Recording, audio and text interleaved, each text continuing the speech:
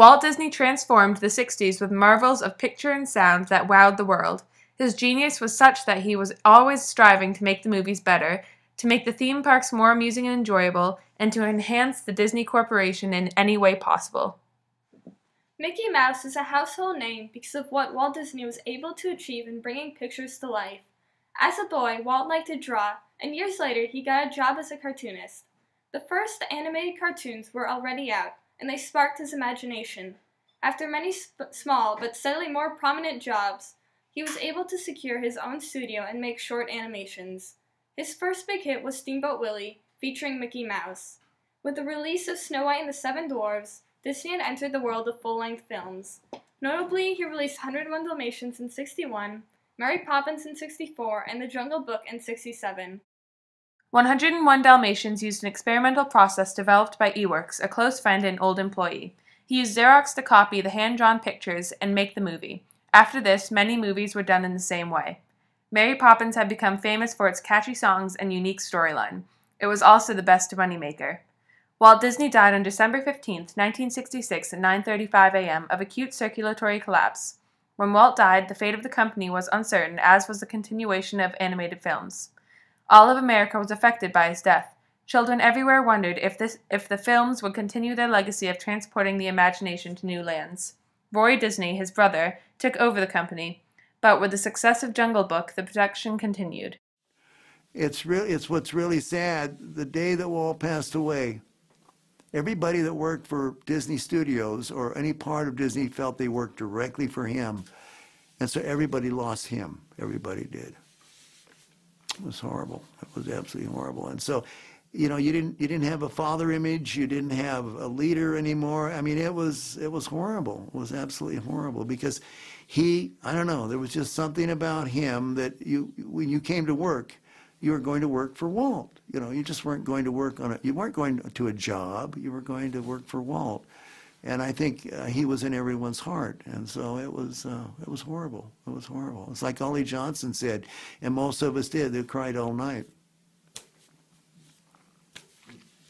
Sad. While the movies were an engineering feat in their own right, the theme park changed the face of Disney and made it more tangible and therefore exciting to the American public. Audio animatronics revolutionized his theme parks. Music linked the movements of electronically wired creations such as birds and people to create a singing cast. Disneyland combined engineering marvels and breathtaking architecture to draw in thousands of people to its themed lands.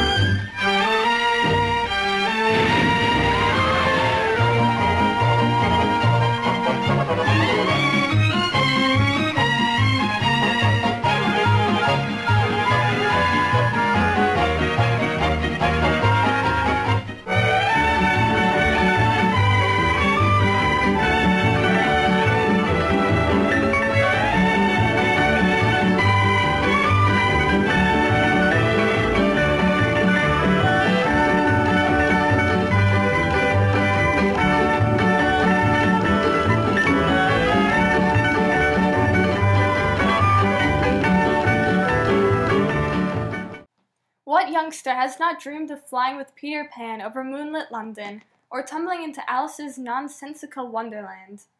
Walt's dream was to make a park that would appeal to children's imaginations. It was literally built to make their dreams come true. Frontierland was made to relive the past, or the days when pioneers roamed America. Walt wanted to put an emphasis on the history of America and let the people live in the age that shaped the country. Our adventures are designed to give you the feeling of having lived, even for a short while, during our country's pioneer days. The Tomorrowland attractions have been designed to give you an opportunity to participate in adventures that are a living blueprint of our future. Walt actually believed that once they had finished this park, it would be outdated. He wanted the people in this park to get an understanding of what the future might be like. Main Street will bring back happy memories. For younger visitors, it is an adventure in turning back the calendar to the days of grandfather's youth. The very front of the park was meant to bring people back to the good old days, when life was easier and fun.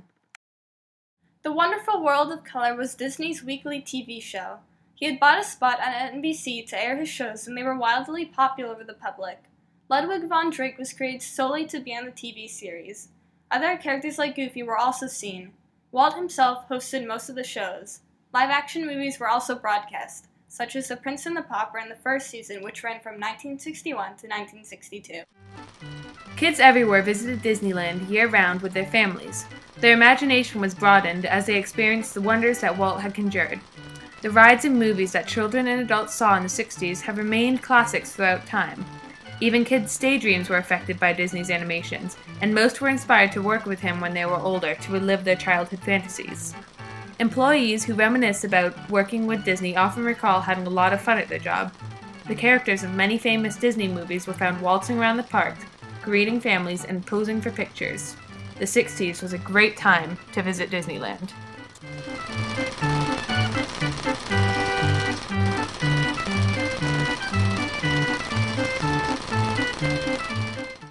Walt Disney transformed the 1960s with a vision that would change the way people see the world. He once said, "You're out here talking about babies, and we're in here making history." His movies are still a staple of households today. Children will smile when they remember their favorite scenes and can quote sections word for word. Disney changed the perception of reality with his animations. His theme parks continue to be cutting edge in technology and draw in millions of people. Though Disney was not always the best role model, and towards the end of his life he was moody, he has inspired generations to live their dreams. Well, Walt Disney didn't invent fun, but he kind of perfected it. I think Walt taught us that it's okay to be childlike. You don't have to be childish, but it's okay to be childlike on occasion.